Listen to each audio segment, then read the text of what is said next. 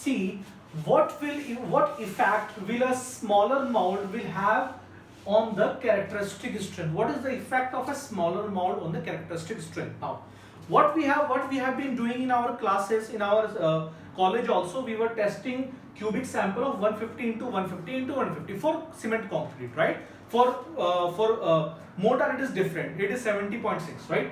Now, if you use 100 mm, if you use 100 into 100 into 100 mm, 100 into 100 into 100 mm mold, it is found by some experiments that the strength will increase by 5%. It means that, let us say 150 into 150 into 150 was having 20 Newton per mm strength, then 100 mm mold will have 20 into 1.05. Right? So to counter this change, because in site also sometimes there can be mistakes in preparation of mold. Sometimes the mold, let us say you throw mold from some distance, it can get D-shaped, right? Anything can happen. So to counter that effect, IS code has given us a factor of safety. Now what is the factor of safety which IS code has given? Very important. To counter the size effect, the factor of safety given by IS code is 0.67. Very important. Very important. Why important? Because when I will be teaching you the design of beams, the design of column, the design of slabs, there I will be directly writing 0.67 FCK. At that time, don't get confused that from where this 0.67 has come. So this 0.67 is basically the factor of safety to counter the size effect. Clear? Okay? Because we cannot 100% make 150 into 1. There can be some differences. Even in site, even in labs also, there can be some D-shaped structure of mold, right? There can be something. So to counter that effect, we have a 0.67 partial factor of safety. So this is important, right? Now the next thing is, I have told you that the characteristic strength is very important. While explaining the characteristic strength, I told you that let us say we are taking 100 molds, 95% are passing the test, only maximum 5% are failing the test. When we are doing those experiments in labs and even at site also, we are actually drawing a graph.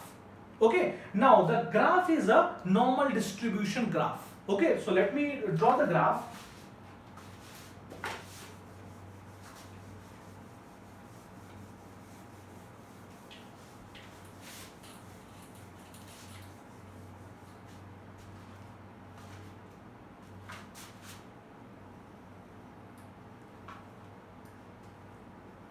Here on y-axis we have number of specimen, and on the x-axis we have strength or sigma. Okay. Now what is strength? You must be knowing, but again I am repeating. Strength is the load at which a particular sample fails. That is the strength. Okay. Now if you test 100 molds and you draw a graph, you will get a normal distribution curve like this. You get a normal distribution curve like this. Normal distribution curve, let me write it here. Normal distribution curve is also known as bell-shaped curve. You know, it is like a bell-shaped, bell in a temple, right? It is like a bell-shaped structure, right? So it is normal distribution curve. Normal distribution curve, NDC, normal distribution curve. It is a bell shape. You can say it is bell shaped. Bell shaped curve. So a lot of questions are asked from this topic. I will also be solving one GATE numerical also, which was based on this topic. I guess it was in GATE 2012. A question came. Okay. Now this peak. So before explaining the peak, let me explain you one more thing. If you know the properties of normal distribution curve, then well and good, because it must be it should be taught in engineering mathematics in details, right? But if you don't know the properties of normal distribution curve, just for the concrete purpose, design of concrete purpose, I would like to tell you that this peak gives you the mean strength. Mean strength. It is noted by Fm, mean strength. I am writing here Fm is mean strength. Fm is mean strength. Now what is mean strength? Let us say you are testing 100 moles. One has 22.1 Newton per mm square, one has 20, one has 19.6, one has 23 point something. So you add all these and you divide it with the number of samples, you will get the mean strength. So this peak will give you the mean strength, Fm. Right? Now what is the definition of characteristic strength? Just remember, I told you that the characteristic strength is the strength that maximum 5% sample can fail the test. Maximum 5%, right? It means that, let us say this is mean strength, okay? This is 100%, this is 0%. So somewhere here you will have 5%. Somewhere here you will have 5%, right? So this is strength. It means that the samples below this can fail. These samples can fail, but these samples will pass the test. So this strength is FCK. FCK means the characteristic strength as per the definition. Clear? अभी तक समझ आया? Now clear, right? Now this is FCK, that is the characteristic strength.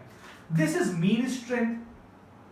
Now this is a primary class question. If you want to calculate Fm by FCK, what you have to do? I know that Fm will be equal to FCK plus this distance, let us say this is x. Let us say this is x. FCK plus x. Right? Now what is this value of this x? Right? So when you go to the elementary mathematics and engineering mathematics also, if you study the normal distribution curve, you will come to know that if you subtract the 5% part, then the distance between the mean and this 5% is actually 1.65 sigma. So x is equal to 1.65 sigma. I will explain what is the sigma. So x is actually equal to 1.65 sigma. This x is actually equal to 1.65 sigma. So in equation, can I write Fm is equals to Fck plus 1.65 sigma. Right? Learn it. Very important. Very important. It means that if you want to calculate the mean strength and you know the characteristic strength, what you have to do? You have to multiply the standard deviation with 1.65 and you will get the answer. Now the question is, sir, what is this standard deviation? So let me take you back to mathematics. You know that variance is given by Fi minus Fm upon Fm summation. Right? You can say it is mu Fm, sorry. Fm is the mean. That is how you get the variance. Now what is standard deviation? The standard deviation is the square root of variance. This is variance. Right? So standard deviation will be equal to under root of divided by n, number of samples. Right? It will be equal to summation of Fi minus Fm upon mu divided by n square. N, right?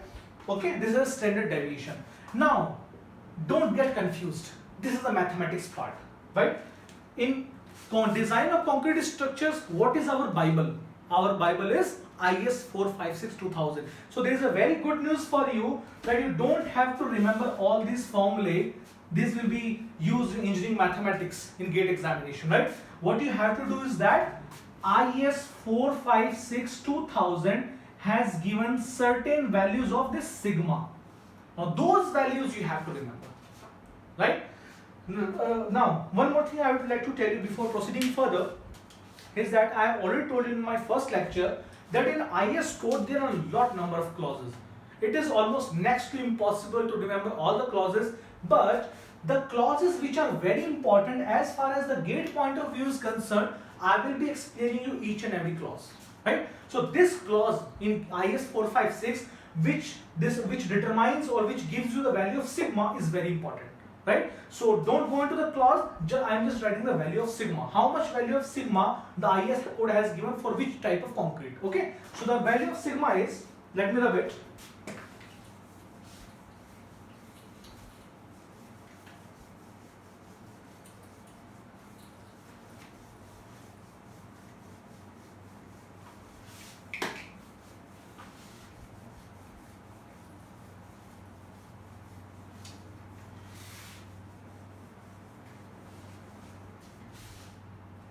When here you are noting down, just pause the video and note it down, right? Okay. Now the value of sigma as per the IS code. Value of standard deviation sigma. Standard deviation sigma as per IS 456 2000. Write it down. Values of standard deviation sigma as per IS 456 2000. Right? So if you have M10 to M15, the value of sigma is 3.50. Right? If you have M15 to M25, right? If you have M15 to M25, then the value of sigma is 4, right? And if the design is greater than M25, then the value of sigma is 5. This is important. Okay? M20 to M15. Right? This is important. Okay? So the value of standard deviation should be remembered to you. Right? It will be very beneficial in solving a lot of numericals. So I will be giving you a few numericals. Okay? Now we will be solving some numericals.